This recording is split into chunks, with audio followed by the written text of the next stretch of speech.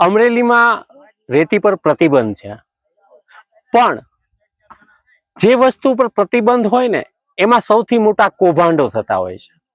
આપણે ગુજરાતમાં જોઈએ છે કે દારૂ પર પ્રતિબંધ છે, પણ દારૂના સૌથી મોટા કૌભાંડ બેફામ વેચાણ થતું હોય છે. તો એવું જ રેતી ખનનમાં પણ છે. અમરેલીમાં રેતી પર પ્રતિબંધ છે, પણ ખનન એટલું બધું થઈ રહ્યું છે, કૌભાંડ એવડું મોટું છે, અને એ આવડું મોટું કૌભાંડ તંત્રની નાક નીચે થઈ રહ્યું છે, અને તંત્રને ખબર ન હોય એ ખોટી વાત છે. અહીં તમામની મિલીભગત હોવી એ સાબિત થાય છે, કારણ કે આવડું મોટું કૌભાંડ એ તંત્રની મીઠી નજર વગર ક્યારેય પણ ચાલી ન શકે.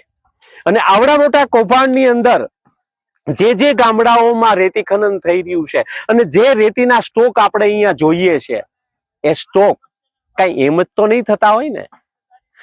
અહીંયા ગામ અને ગામના સરપંચો પર પણ સવાલો ઉભા થાય છે, કારણ કે શું આ લોકો પણ આવા ખનન માફિયાના સાથે એનું પીઠબળ બનીને તો ઉભા નથી ને.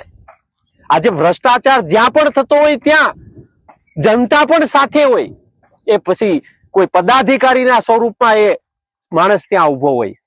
આ રેતી ખનન બધાની મિલીભગતથી થઈ રહ્યું છે, અને આનો સૌથી મોટો પર્દાફાશ હવે અમો કરવાના છીએ. આમાં કોણ કોણ છે સામેલ, તંત્રની મીઠી નજર કોના ઉપર છે, શું આ હપ્તાઓથી સૌથી મોટું રેતી ખનન અમરેલીમાં થઈ રહ્યું છે? મારું નામ મનસુખભાઈ નસીર. હું રહેવાર છું મારી અમરેલી જસિંગપરા, અને મારી જમીન આવી ગાવડકા સર્વે નંબરની અંદર.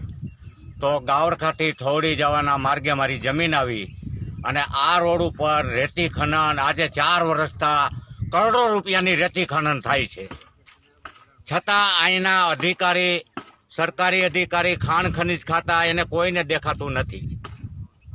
અમારો રસ્તો એટલો ડમ્ફરથી હાનિકારક થઈ ગયો છે કે પાણા ખાંડ સારી હોય તો એ રસ્તા ઉપર અમારે અત્યારે કોઈ મજૂર લઈને જવો હોય તો જઈ શકે એવી પોઝિશન નથી.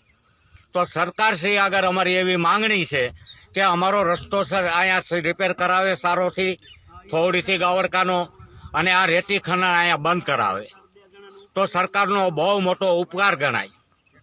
કેટલું ખનન થતું છે? ઓછામાં ઓછું 1 મહિનાની 30 દિવસની અંદર કરોડોની અંદરનો કૌભાંડ છે.